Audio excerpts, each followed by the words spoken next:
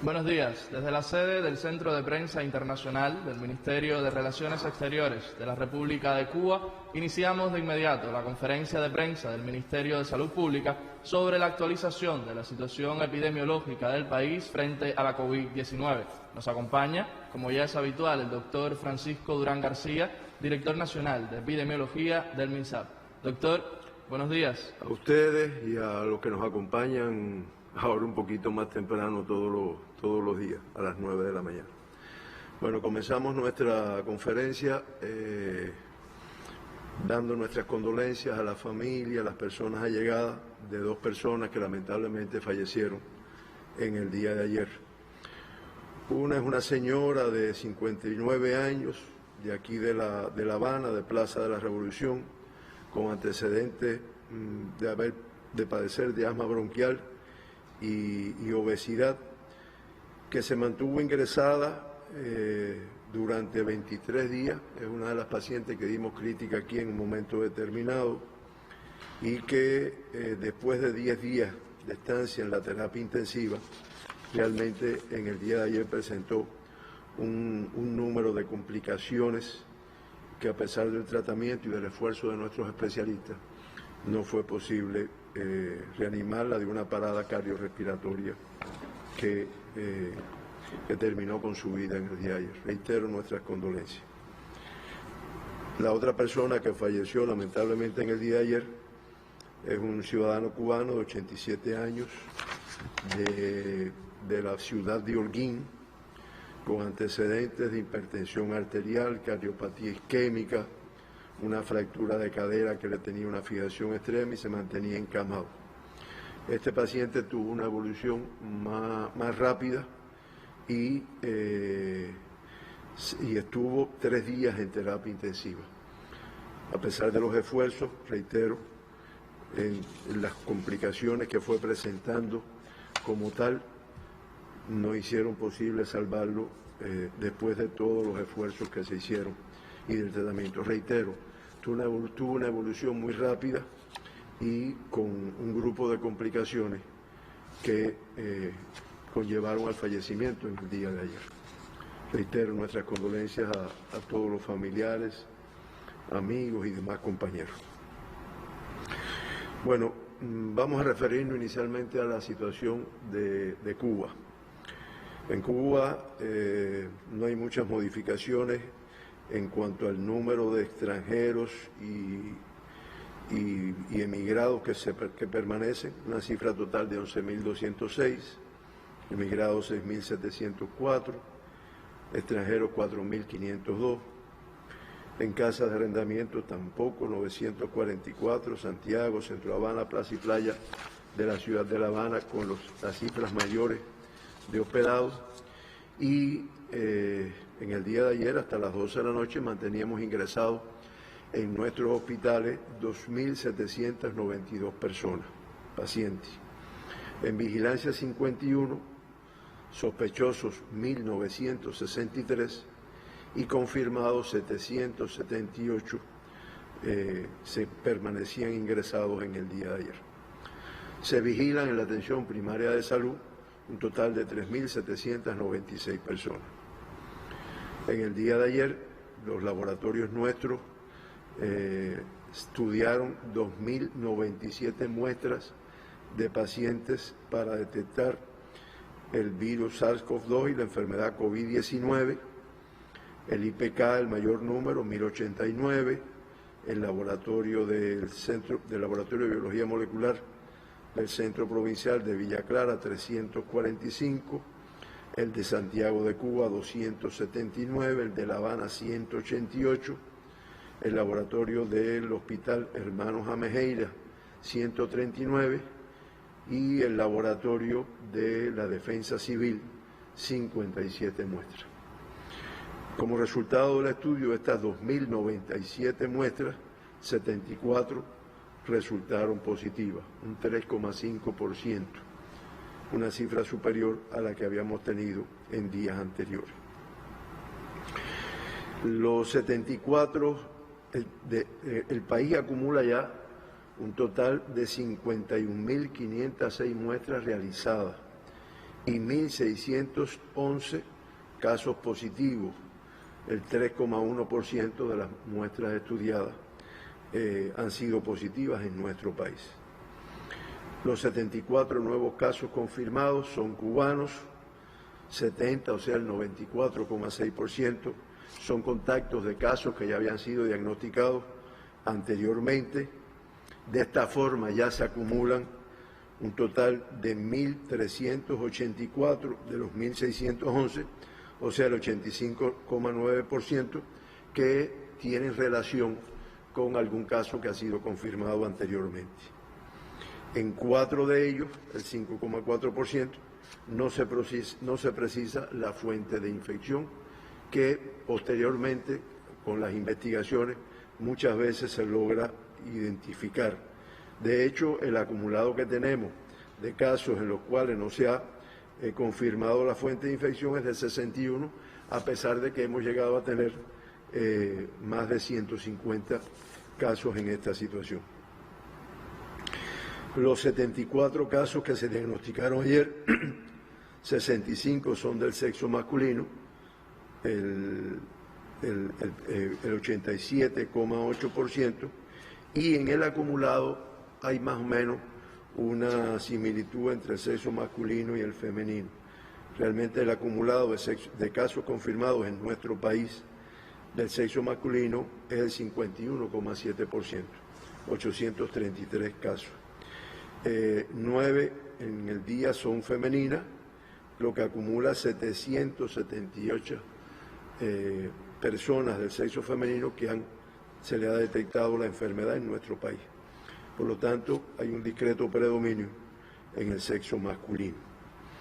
El 87,8%, 65 de los 74 casos confirmados estaban asintomáticos, no tenían ningún síntoma de la enfermedad.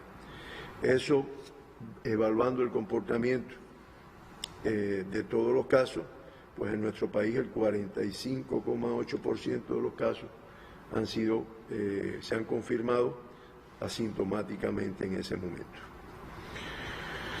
Los grupos de edades, hay que decir que por provincias, la provincia con mayor afectación pues fue la provincia de La Habana, que acumula el 86,6%, el 86,5% del total de casos confirmados ayer.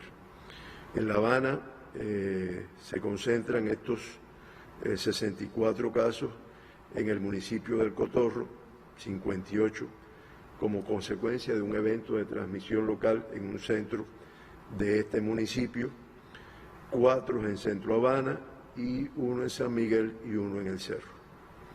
En Ciego de Ávila se confirman 2 casos, uno del municipio Ciego de Ávila y el otro de Morón. En Holguín 2 casos, los 2 del municipio Holguín.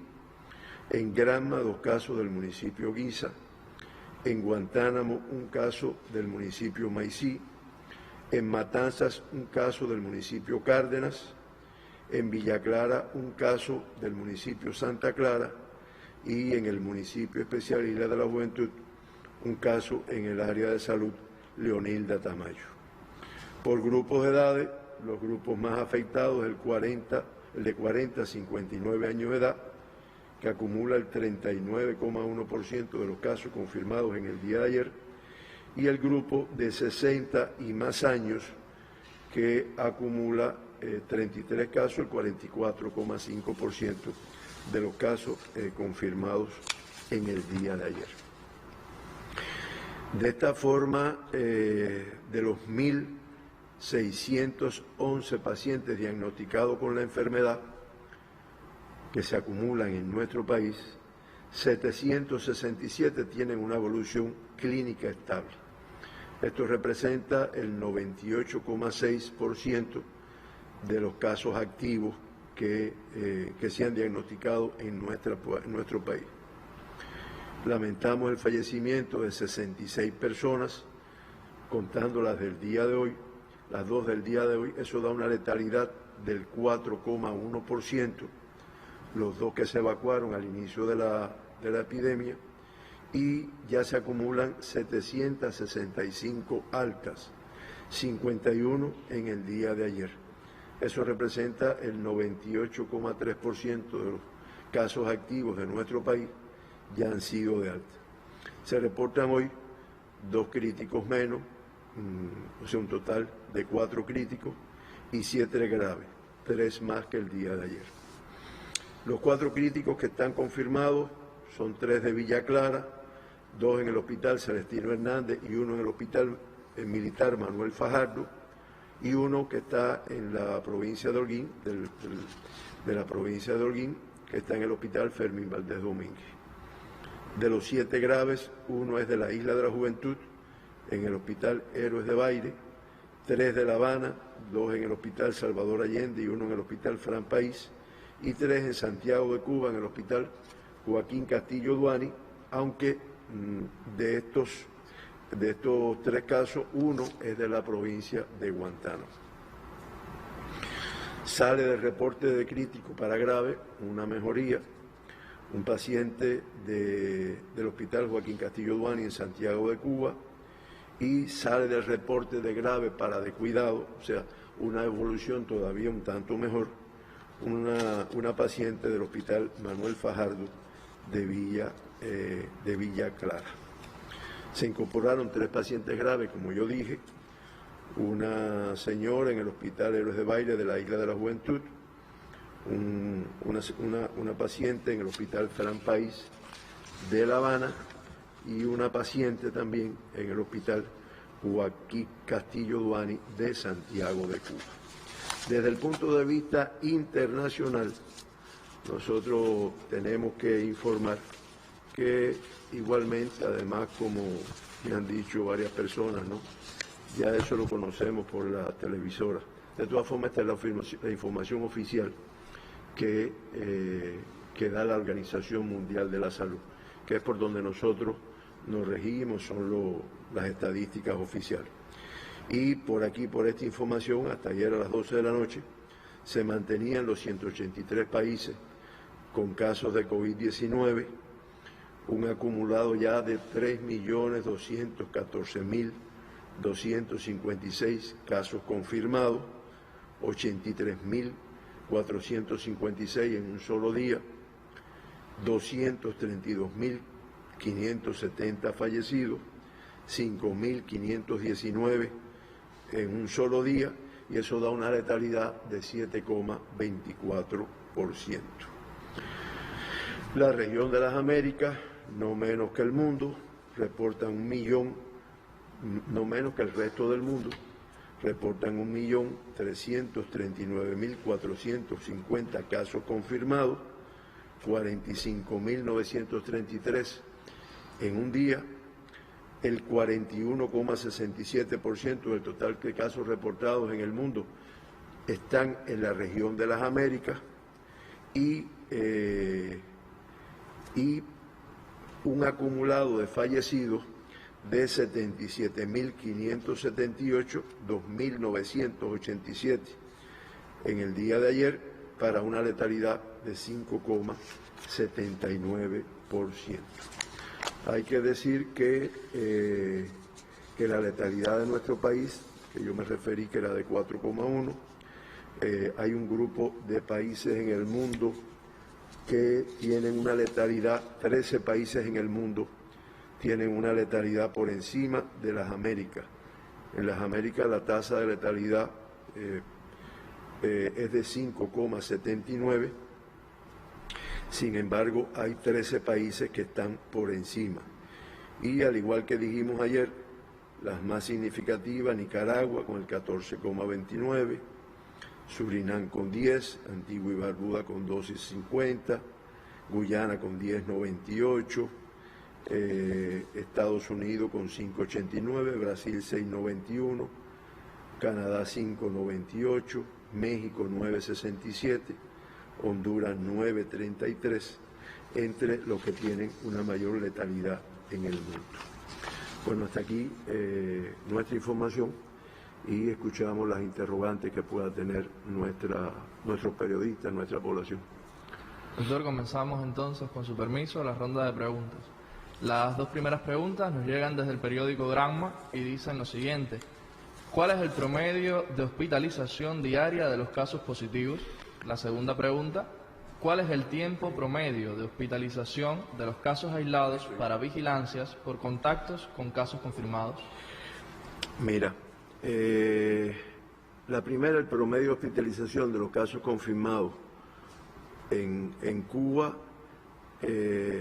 primero el 100% de los casos confirmados ingresa, lo que muchas veces los casos confirmados, ya cuando se confirman, valga la redundancia, pues ya llevan varios días ingresados en un centro de aislamiento o están hospitalizados porque son casos sospechosos, que es el que tiene una epidemiología y tiene una sintomatología.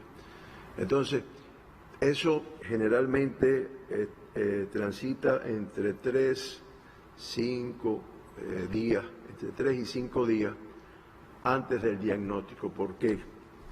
Porque la prueba confirmatoria para el diagnóstico de COVID-19 en Cuba y en el mundo es el PCR en tiempo real. Y ese PCR se toma la muestra del exudado nasofaríngeo preferentemente entre el tercer y cuarto día de inicio de los síntomas. Hay algunos pacientes que ya ingresan con síntomas de determinada evolución y es más rápido, pero generalmente ese es el periodo. Se toma la muestra, se procesa, en 24 horas está el resultado del laboratorio e inmediatamente que se confirma como tal, pues se pasa a un servicio de confirmado de casos positivos, porque anteriormente estaba en un servicio de casos sospechosos o de casos que son contactos y que incluso no tienen síntomas muchos de ellos, pero se estaban estudiando como tal. Ese es el periodo de tiempo que está ahora. Una vez que se confirma, entonces en nuestro país esa persona permanece hospitalizada con un protocolo de tratamiento desde el primer día, desde que era sospechoso muchas veces, que ya lo hemos explicado acá, se mantiene durante 14 días. 14 días a punto de partida de la fecha de los primeros síntomas de la enfermedad, en el caso de que haya tenido síntomas. Al día 14 se le hace otro PCR en tiempo real. Si ese PCR viene negativo, pues inmediatamente se le da el alta y permanece de todas formas 14 días más, o sea, ya viene a ser un mes desde que comenzaron los síntomas, bajo vigilancia y restricción de movimiento en su domicilio y seguimiento por su médico de familia diariamente. Al cabo de los 14 días de la alta clínica, que es como se llama la primera alta, se le vuelve a repetir el PCR en tiempo real y si este da negativo, pues entonces que se da el alta epidemiológica. Como tú vienes a ver, ha estado entre el hospital y la casa un mes prácticamente en ese sentido. ¿Por qué se le da una cobertura de 14 días más? Por un problema de seguridad. Porque muchas veces, y es lo que se ha visto en muchos lugares del mundo, este paciente después que negativiza, pues a veces se vuelve a ser positivo y es un riesgo y por lo tanto se mantiene restringido. Por eso se vuelve a repetir la prueba antes de dar el alta definitiva como tal. Doctor, una segunda pregunta de la revista Bienvenidos de España. En los últimos reportes se ha dado a conocer un alto % de casos asintomáticos entre los diagnosticados. ¿De qué factores depende el hecho de que una persona no tenga síntomas ante esta enfermedad? ¿Tiene que ver con que ese individuo tiene un sistema inmunológico más fuerte o se asocia a otro factor? Del acumulado total de personas positivas a la COVID-19, ¿se conoce el % de casos asintomáticos?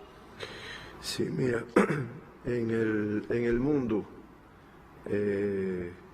se plantea que alrededor del 80% de los casos que se confirman con el COVID-19 son asintomáticos. Hay quien te habla de entre 3 de cada 5, 4 de cada 5, y el porciento nuestro, bueno, nosotros lo damos todos los días, tanto lo que se produce en el día como asintomático, como el acumulado, qué porciento de los casos que se diagnostican son asintomáticos. Esto ha hecho que se estudie esta enfermedad. Hay que tener en cuenta que el mundo nos enfrentaba a una pandemia desde el año 1918, cuando la pandemia de gripe española, y por lo tanto ha obligado, una enfermedad nueva, por lo tanto ha obligado a que se estudie, que se profundice en todas las manifestaciones de la misma, para poder establecer las medidas de control apropiadas para cada momento. Se plantea que los casos asintomáticos generalmente están asociados a cuando la persona tiene una respuesta inmunitaria apropiada, no excesiva, que le permita combatir eficientemente el coronavirus. Eso te permitiría estar asintomáticamente o con síntomas leves como tal. Se plantean algunas hipótesis de lo que se ha buscado. Una tiene que ver con factores de carácter genético, tiene que ver con un elemento genético que si estuviera aquí la doctora Beatriz Macheco lo explicaría, la directora de nuestro Centro de Genética Nacional lo explicaría mejor, que tiene que ver con el celular, el receptor celular AC2. Otro tiene que ver con la mayor susceptibilidad,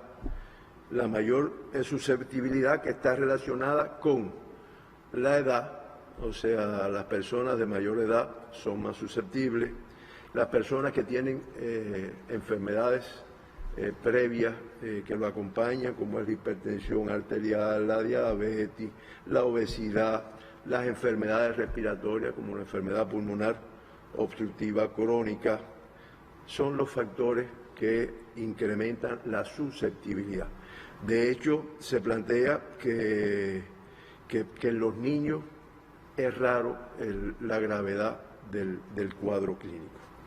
Se ha visto también que influye lo que creo que ayer o antier explicamos de la tormenta de la citoquina, que es una respuesta inmunitaria exagerada, que en un grupo de pacientes que tienen esta enfermedad se ha visto que tienen esta respuesta, lo cual le provoca un daño orgánico excesivo y que muchas veces le cuesta la vida. Se ha visto que las mujeres, y no se predisponga a ninguno, tiene una mayor proporción de cuadros graves, porque a veces tiene una respuesta antiviral un poco más potente, relacionada con un factor que está asociado a los cromosomas, y Beatriz explicaría mejor, que tienden a que haya una mayor gravedad de las mismas.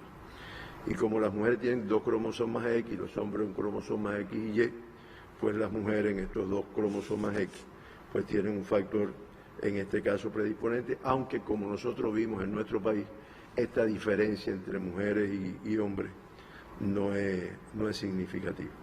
Te reitero, el mundo, los científicos, incluyendo los científicos cubanos, estudian esta enfermedad, porque lo que sí es cierto es que hay un alto porciento de personas que la tienen, que la transmiten, que es la peligrosidad, y que no tienen síntomas de la enfermedad.